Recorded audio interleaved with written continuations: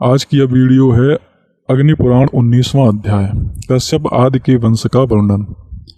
अग्निदेव बोले, हे मुने, अब मैं अदिति आदि दक्ष कन्याओं से उत्पन्न हुई कश्यप जी की सृष्टि का वर्णन करता हूँ।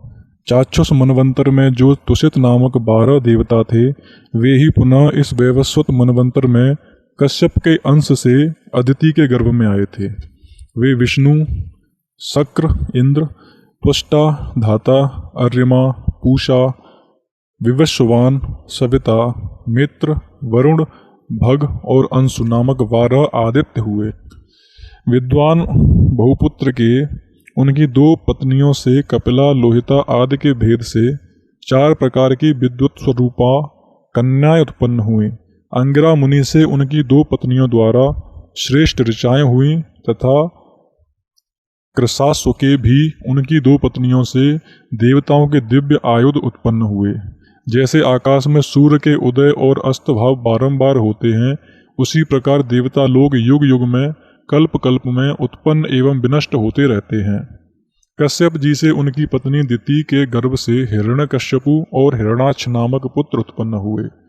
फिर सिंह का नाम वाली एक कन्या भी हुई, जो विप्रचित्त नामक दानव की पत्नी हुई। उसके गर्भ से राहु आदि की उत्पत्ति हुई, जो सैंहिकीय नाम से विख्यात हुए। हिरण्यकश्यप के 4 पुत्र हुए, जो अपने बल पराक्रम के कारण विख्यात थे। इनमें पहला प्रहलाद, दूसरा अनुप्रहलाद और तीसरे प्रहलाद हुए, जो महान विष्णु भक्त थे, और चौथा संप्रहलाद था। प्रहलाद का पुत्र हृद हुआ।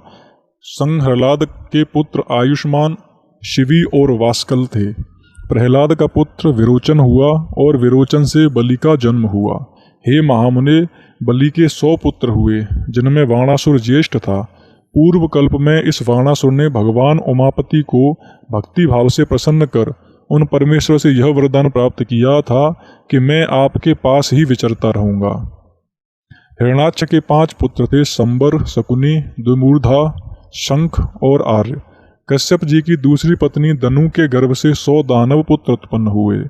इनमें स्वरभानु की कन्या सुप्रभा थी और पुलुमा दानव की पुत्री थी सची।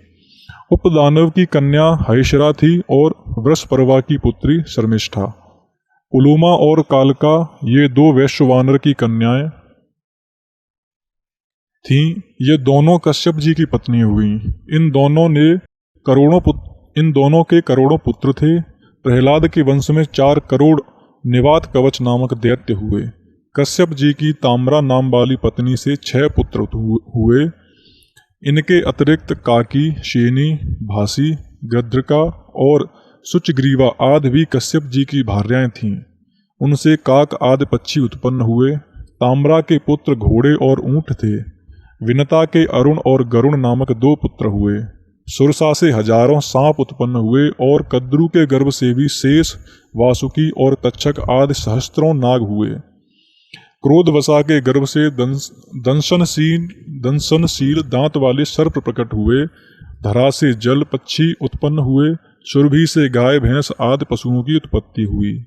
इरा के गर्भ से तृण आदि उत्पन्न हुए। खसा से यक्ष, राक्षस और मुनि के गर्भ से अप्सराएं प्रकट हुई।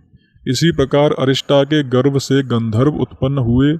इस तरह कश्यप जी से स्थावर जंगम जगत की उत्पत्ति हुई। इन सब के असंख्य पुत्र हुए। देवताओं ने दैत्यों को युद्ध में जीत लिया। अपने पुत्रों के मारे जाने पर दिति ने कश्यप जी को सेवा से संतुष्ट किया। वह इंद्र का संहार करने वाले पुत्र को पाना चाहती थी। उसने कश्यप जी से अपना वह अभिमत वर प्राप्त कर लिया। जब वह गर्भवती और व्रत पालन में तत्पर थीं, उस समय एक दिन भोजन के बाद बिना पैर धोए ही सो गई। तब इंद्र ने यह छिद्र ढूंढकर उसके गर्भ में प्रविष्ट हो उसके गर्भ के टुकड़े टुकड़े कर दिए, किंतु व्रत के प्रभाव से उनकी मृत्यु नहीं हुई। वे सभी अत्यंत तेजस्वी और इंद्र के सहायक 49 मरुत नामक देवता हुए। मुने, यह सारा वृतांत मैंने सुना दिया। श्री हरि स्वरूप ब्रह्मा जी ने पृथु को नरलोक के राज पद पर अभिषिक्त करके क्रमशः दूसरों को भी राज्य दिए। उन्हें विभिन्न समूहों का राजा बनाया। अन्य सबके अधिपति तथा परगणित अधिपतियों के भी अधिपति साक्षात श्री हरि ही हैं। ब्राह्मणों और औषधियों के राजा चंद्रमा हुए, जल के स्वामी वरुण हुए, राजाओं के राजा कुबेर हुए, 12 सूर्यों आदित्यों के अधीश्वर भगवान विष्णु थे। वसुओं के राजा पावक और मरुद्गणों के स्वामी इंद्र हुए, प्रजापतियों के स्वामी दक्ष और दानवों के अधिपति प्रहलाद हुए, पितरों के यमराज और भूत आदि के स्वामी सर्वसमर्थ भगवान शिव हुए तथा शैलों पर्वतों के राजा हिमवान हुए और नदियों का स्वामी सागर हुआ। गंधर्वों के चित्ररथ, नागों के वासुकी, सर्पों के तक्षक और पक्षियों के गरुड़ राजा हुए। श्रेष्ठ हाथियों का स्वामी ऐरावत हुआ और गौओं का अधिपति सांड, वनचर जीवों का स्वामी शेर हुआ और वनस्पतियों का प्लक्ष पकड़ी। घोड़ों का स्वामी उच्चश्रवा हुआ। सुधन्वा पूर्व दिशा का रक्षक हुआ। दक्षिण दिशा में शंखपद और पश्चिम में केतुमान रक्षक नियुक्त हुए। इसी प्रकार उत्तर दिशा में हिरण्य रोमक राजा हुआ। यह प्रतिसर्ग का वर्णन किया गया। इस प्रकार आदि आग्नेय महापुराण में प्रतिसर्ग विषयक कश्यप वंश का वर्णन नामक 19वां अध्याय पूरा हुआ। हमारे इस YouTube चैनल को सब्सक्राइब कर लें और इस वीडियो को ज़्यादा से ज़्यादा शेयर करें।